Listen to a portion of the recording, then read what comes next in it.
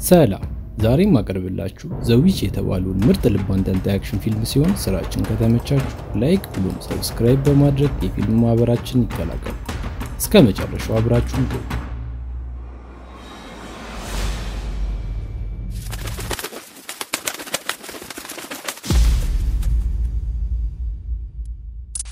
እቺ ትንሽ ልጅ ህፃን እንዳትመስላችሁ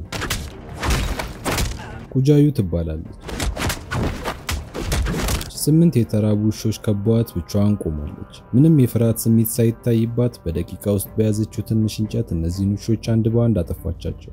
ከ10 ዓመት በፊት አንድ ሚስጥራዊ የመንግስት ተቋም በድብቅ ህፃናት ላይ ባደረገው ምርምር ከሰው ልጅ በላይ የሆነ አቅምና ጉልበት የሚሰጣቸውን ቴክኖሎጂ ስራ ላይ አዋሉ። ምርምሩ የሚደረግባቸው ህፃናት ማመን የሚከብዱ ተሰጥኦችን አዳብረዋል። ከነዚህ ህፃናት መሃል ግን ኩጃዩ የተባለችው ልጅ ከሁሉም የሚበልጥና አስፈሪ ኃይሎችን አዳብራለች። ሳይንቲስቶቹ የኩጃዩ ለከት የሌለው ኃይል በጣም እያስፈራቸው በመምጣቱና ሊቆጣጠሩት እንደማይችሉ ሲገባቸው በፍጥነት ሊያስወግዷት ወሰኑ። ነገር ግን እንዳሰቡት አልሆነም። ኩጃዩ ሊገሏት የመጡትን በጠቅላላ ጨፍጭፋ ጫካ ውስጥ ገባች። እነሱም ብዛት ያላቸው ውሾችን አስከትለው ለረጅም ሰዓት ቢያድኗትም ኩጃዩ እንደምንም አምልጣ የአንድ ገበሬ በር ላይ ወደቀች። ገበሬው ጧት ሲነሳ ተመለከታት። ክፉኛ መቅሰሏ እንደተረዳም በድንጋጤ አቅራቢያው ወደሚገኝ ሆስፒታል ይዟት ሄደ።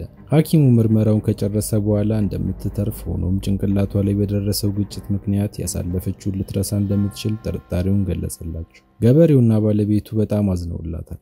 እንዳጋጣሚ ደግሞ ልጅ መውለድ ባለመቻላቸው ይችን ምስኪን ህፃን እንደራሳቸው ልጅ ለማሳደግ ወስነው ወደ ቤታቸው አስገቧት። ከ10 ዓመት በኋላ ኩጃዩ አደገች። ኃላፊነት የሚሰማትና ከከተማ እየተንቀሳቀሰች ያሳደጓትን በሚገባ ትንከባከባለች። ሙሉ ጊዜዋን በግብርና ነው የምታሳልፈው። እንደ እናት ያሳደገቻት ሴት ግን አሁን ከባድ ህመም ተይዛ ያልጋ ቁራኛ ሆናለች። ይህም ለተጨማሪ ውጪ ስለዳረጋቸው ችግር ውስጥ ገብተዋል። የሚያገኙት ገንዘብ ሊብቃቃ አልቻለም። በተጨማሪም ኩጃዩ ሰሞኑን በከባድ ራስ ምታት መሰቃየት ጀምራለች። አሳዳጊዎቿን ላለማስጨነቅ ስትል ለብቻዋ በመሄድ ተመረመረች። ሐኪሙ የነገራት ነገር ግን አስደንጋጭ ነበር። ወዲያውኑ ትክክለኛ ወላጆቿን ማግኘት ካልቻለች በአንድ ወር ጊዜ ውስጥ እንደምትሞት አረዳ። አንድ ቀን ከትምህርት ቤት እየተመለሰች ጓደኛዋ በጊዜው እየተዘጋጀ ስላለው ውድድር አሳወቀቻት። የታለንት ውድድር ሲሆን ውድድሩን በአንደኝነት ላሸነፈ 500,000 ብር እንደሚሸለም ነግራት እንድትወዳደር ገፋፋቻት። እሷም ገንዘቡ ያሳደገቻትን እናቷን ለማሳከም በቂ ይሆናል ብላ በማሰብ ወዲያውኑ ተመዝግባ ውድድሩን ተቀላቀለች። የመጀመሪያው ዙርም ከሁሉም የተሻለ ውጤት አምጥታ ወደሚቀጥለው ዙር አለፈች።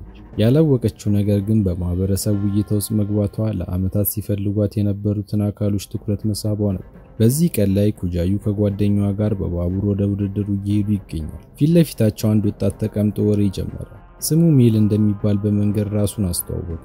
ኩጃዩ ግን ፈዛ ቀርታለች። መልስ አትመልስም። በዚህ ጊዜ ተገረመ። የምር ረስታ ሳይሆን እየሸወደችው ነው የመሰለው። ለማረጋገጥ ሲል በፍጥነት እጁን ሰነዘረ። ሆኖም አሁንም አትንቀሳቀስም። ይባስ ብሎ ፊቷ በእንባ ታጠበ። ሜል በጣም ተገርሞ የምርት ውስጧን በሙሉ እንደተሰረዘ አመነ። በዚህ ሰዓት ጓደኛዋ እንዲተዋቸው መጮህ ጀመረች። ይህ የመንገደኞቹ ትኩረት ስለሳበ ሜል ወዲያውኑ ተነስቶ ዞር አለ። ከመሄዱ በፊት ግን ከክላስ ስትወጣ እንደሚያገኛት ነግሯት ነበር የወጣው። ሜል ከባቡሩ እየወጣ አንድ ሰው ትከሻውን ገፋ አድርጎት አለፈ። እሱም ደሙ ፈልቶ መደባደብ ከፈለገ ዙሪያውን መሄድ አስፈላጊ እንዳልሆነ አሳወቀው። በዛው ሰዓት ሰውየው ቀርቦ ሰነዘረበት። መልስ ምቱ ግን መጥፎ ነበር። በሰከንዶች ገሎት ሬሳውን በአንድ እጁ በመያዝ ከባቡሩ ላይ ወረወረው። ከሰዓታት በኋላ ኩጃዩ ውድድሩ ላይ ተገኝታ በድምጿ ታዳሚውን በሙሉ አፈዘዘች። ይህንንም ዙር አልፋ ከ16 ዘፋኞች አንዷ ሆነች። ሚስጥራዊ ተቋሙን የሚመሩት ሳይንቲስቶች ኩጃዩ በቲቪ ከታየች ቀን ጀምሮ በሚገባ እየተከታተሏት ነው። ኩጃዩና ጓደኛዋ አገር ሰላም ብለው ወደ ቤታቸው እየተመለሱ ሳያስቡት በርካታ ጥቁር መኪኖች መንገድ ዘግተውባቸው ቆሙ። ከውስጡም ጥቁር ሱፍ የለበሰ ሰው ወጥቶ ዘፈኗን እንደሰማውና ከፍተኛ ደሞዝ የምታገኝበት የሥራ ዕድል እንዳመቻቸላት በመንገር ወደ መኪናው እንድትገባ ጠየቃት። የዚህን ጊዜ ጓደኛዋ ነገሩ ደስ ስላላላት ቁጥታ ታክሲ ውስጥ ገብተው ተሰወሩ። እነዚህ ሰዎች ግን አልተዋትም። ሰፈሯ እንደደረሰች ሜል ጠብቆ በእንቢቷ ከጸናች አሳዳጊዎቿ እንደሚገላቸው ዛተባት። የዛን ቀን ምሽትም ድንገት ወደ ቤቷ በመግባት ጓደኛዋን ይዘው እንዴት እንደማታስታውስ ይጠይቋት ጀመር። ኩጃዩ ምንም የምታውቀው ነገር እንደሌለና ጓደኛዋን እንዳይጎዳት ተለማመጠቻቸው። ሆኖም አልሰራም። አንገቷ ላይ ያለውን ቢላ የተጫነው ደም መንጠባጠብ ጀመረ። በዛው ሰከንድ ኩጃዩ ፊቷ ተቀየረ። በማይታመን ፍጥነት ያንዱን መሳሪያ ተቀብላ 5 ተከታታይ ጥይቶችን በብርሃን ፍጥነት ተኮሰች። ምን እንደተፈጠረ እንኳን ሳይገባው ከግድግዳው ጋር ለጥፋ ቋጨችው። ጓደኛው በድንጋጤ ፈዛ ያየቻት ሜል እያጨበጨበ ወደ ውስጥ ገባ። አሁን ትክክለኛ ማንነትሽን አወጣሽ አላት። ቀጥሎም ጓደኛዋን ኩጃዩ ላይ ምን ለየት ያለ ነገር እንደተመለከተች ጠየቃት። ነገር ግን ምንም እንዳላስተዋለች መለሰች።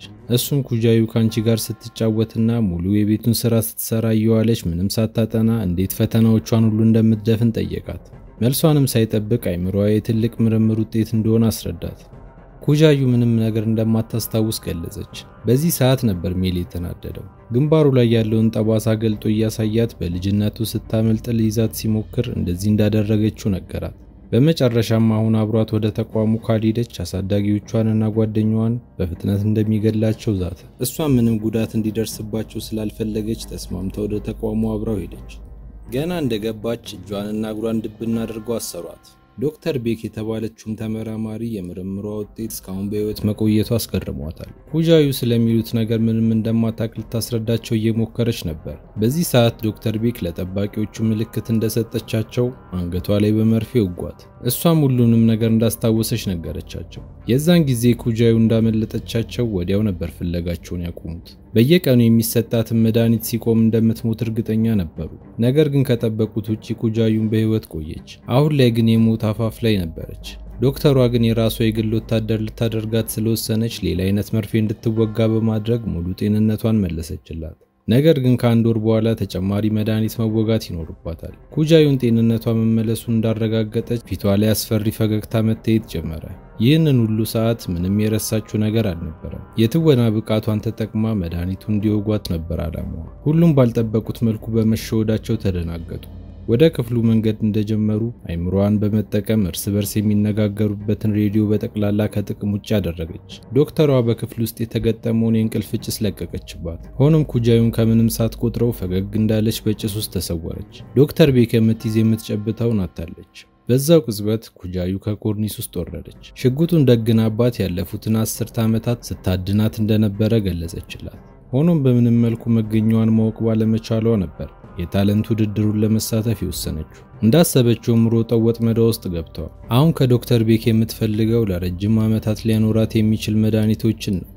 ለዚህም እየጎተተች ወደ ላብራቶሪው ወሰደቻት። መንገድ ላይ ግን አንድ ጥላ የመሰለ ነገር ውልብ አላት። በሰከንዶችም ውስጥ ጥቃት ሰነዘረ። ሜል ነበር። ኩጃዩ እየሳቀች አዋራውን ካራገፈች በኋላ ከበፊት ጉልበቱ የተወሰነ እንደጨመረ እየነገረች ተሳለቀችበት። እሱም ድሮ እንደምታውቀው እንዳልሆነና ችላ እንዳትለው አስጠነቀቃት። በዛው ሰከንዶች ኩጃዩ ከኋላው ተከስታ ከግራ ቀኝ ታላጋው ጀመር።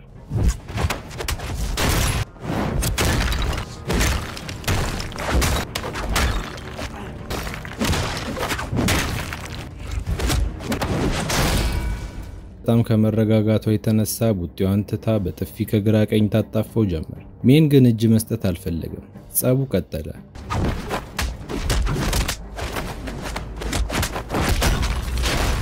በመጨረሻ ግን ጉልበቷን በጭራሽ ሊቋቋመው ስላልቻለ በኩጃዩ እጅ ህይወቱ አለፈ። ቀጥሎ መድኃኒቶቹ የሚገኙበትን ፍሪጅ ከፈተች።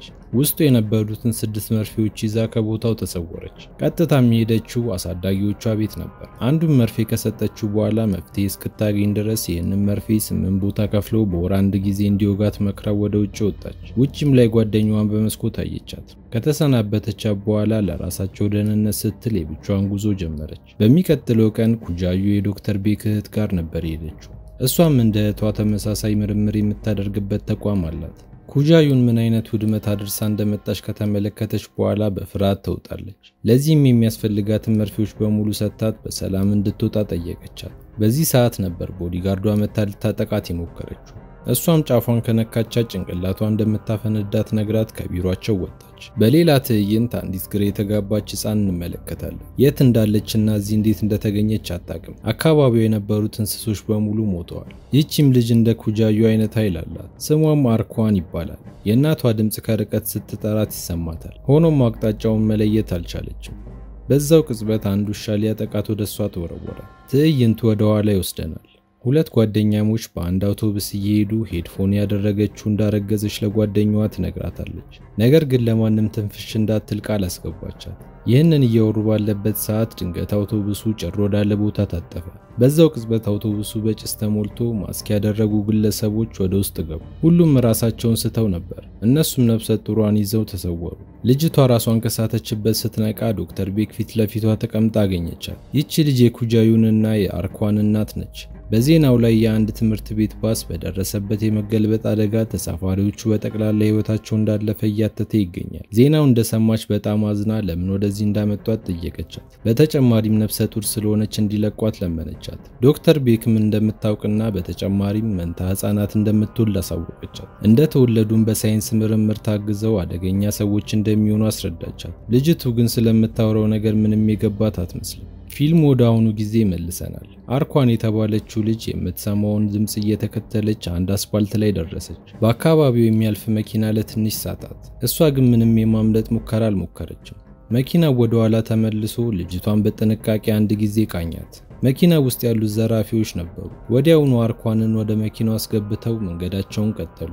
መኪናቸው ውስጥ ሌላ ያገቷት ሴት ነበረች። ኪያንጊ ትባላለች። አርኳን ስላየቻቸው ለፖሊስ እንዳታሳውቅ ነበር እሷንም ያገቷት። በመንገዳቸው መጎነታተላቸውንና ያገቷትንም መደብደባቸውን ሲቀጥሉ አርኳን ትግስቷ ስላለቀ አንድ ባንድ እየጠለዘች ከመኪናው ውስጥ ወረወረቻቸው። በመጨረሻም መኪናው ተገልብጦ ልጅቷን ካጋቾቹ ነፃ ወጣቻት። ኪያንጊን በፍጥነት አጎቷ ጋር በመደወል ወዳሉበት እንዲመጣ አደረገች። በዚህ ሰዓት ነበር የአርኳን አፍንጫ መድማት የጀመረው። ወዲያውም ራሷን ስተወደቀች። ደግነቱ የልጅቷ አጎት ሐኪም ስለነበር በሰውነቷ ውስጥ የነበሩትን ጥይቶች አወጣላት። በዚህ ሰዓት አይቶት የማያውቀውን ተመለከተ።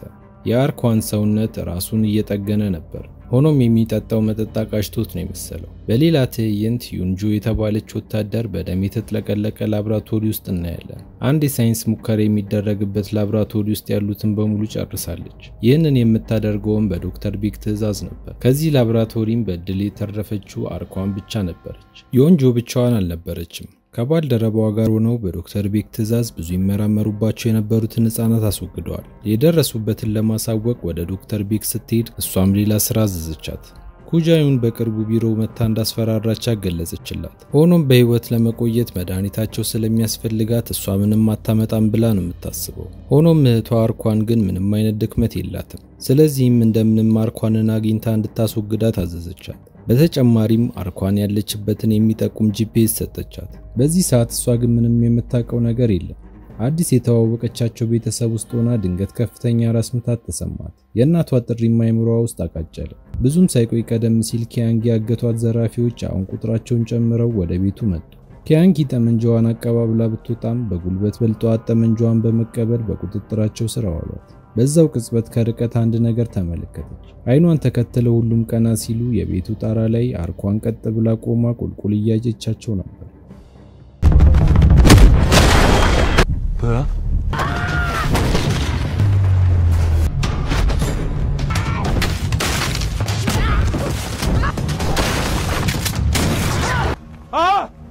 እህቷ ኩጃዩን ብትሆን አንዳቸውን በህይወት አይተርፉም ነበር።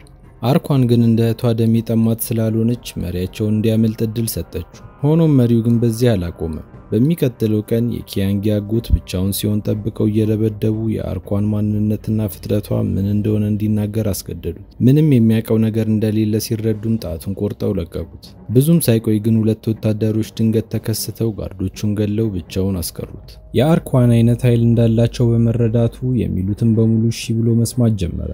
ወታደሮቹ የመጡት ቀደም ሲል በማይታወቅ ኃይል ባላት ሴት ጥቃት እንደደረሰባቸው በመስማታቸው ስለ ልጅቷ መገኛ ሊጠይቁት ነው የመጡት። በተመሳሳይ ሰዓት አርኳንን የሚያድነው የዶክተር ቤክ ቡድን በሚገባ ታጥቀው ቤታቸው ተገኝተዋል። የዘራፊውን ቡድን ቀድሞ ደርሶ ወደ በሩ እየተጠጋ ነው። ኪያንጊ እንደ ቀድሞ ጠመንጃዋን ይዛ ብትወጣም የዘራፊዎቹ መሪ ምንም ሳያመነታ ተኩሶ ገደላት። የዶክተር ቤክ ቡድንም ከርቀት አንድ ሚሳኤል በመተኮስ አርኳንን ለማስወገድ ሞክረዋል። እሷ ግን ቀድማ በኋላ በርሸሽታ ነበር። የቀሩት ደግሞ ምታታዊ ኃይላቸውን በመጠቀም ጋንግስተሮቹን በቀላሉ አስወገዱ። በዚህ ሰዓት ነበር ቀደም ሲል አርኳንን ያተረፏት ሁለት ወታደሮች ደርሰው ከዶክተር ቤክ ቡድን ጋር ከባድ ፍልሚያ ማድረግ የጀመሩት።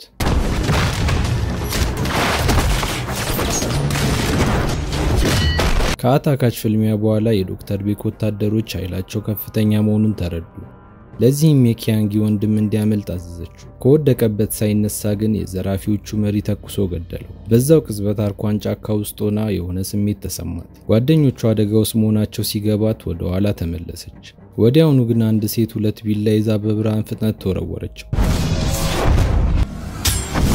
በሌላ በኩል ሁለቱ ወታደሮች ፍልሚያቸውን ቀጥለዋል። ሆኖም አልቻሉም። የዶክተር ቤክ ቡድን አይበገሬ ነበር። አርኳን ቦታው ላይ ስትደርስ የምትወዳቸው ሁሉ ሞተውና ወታደሮቹን በመጥፎ ሁኔታ ላይ ሆነው ነበር ያገኘቻቸው። መጀመሪያ ወደ ዘራፊዎቹ መሪ ቀርባ ከእግሩ ጀምሮ እየሰባበረች ጨረሰችው። በመቀጠልም አንደኛውን የዶክተር ቤክ ጋርድ በአይኗ ብቻ አይታው በቁሙ እንዲፈነዳ አደረገችው። የቀረችውም ምንም ብትሞክር አርኳንን ጫፏን ልትነካት አልቻለች። በመጨረሻ በፍርሃት እየተንቀጠቀጠች ወደ ኋላ ስትሸሽ ከኩጃዩ ጋር ተገጣጠመች። እህትማማቾቹ ለመጀመሪያ ጊዜ ፊት ለፊት ተያዩ። አርኳን ከላብራቶሪው እንዲያስመልጧት ሁለቱን ወታደሮች የቀጠረቻቸው እህቷ ኩጃዩ ነበረች። ከዛን ቀን ጀምሮም ከርቀት የምርህቷ መሆኗን ለማረጋገጥ እየተከተለቻት ነበር። በመጨረሻም የኃይሏን ጥግ ስታየው እውነትም እህቷ እንደሆነች አረጋገጠች። አሁን አንድ ላይ ሆነው እናታቸውን ማግኘት እንዳለባቸው ወሰኑ። በመጨረሻው ትዕይንት ዶክተር ቤክ አንድ ደሴት ላይ እናታቸውን አስራ እየጠበቀቻቸው ፊልሙ ይጠናቀቃል።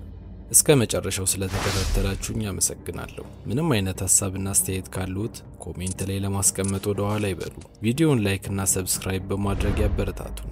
አመሰግናለሁ።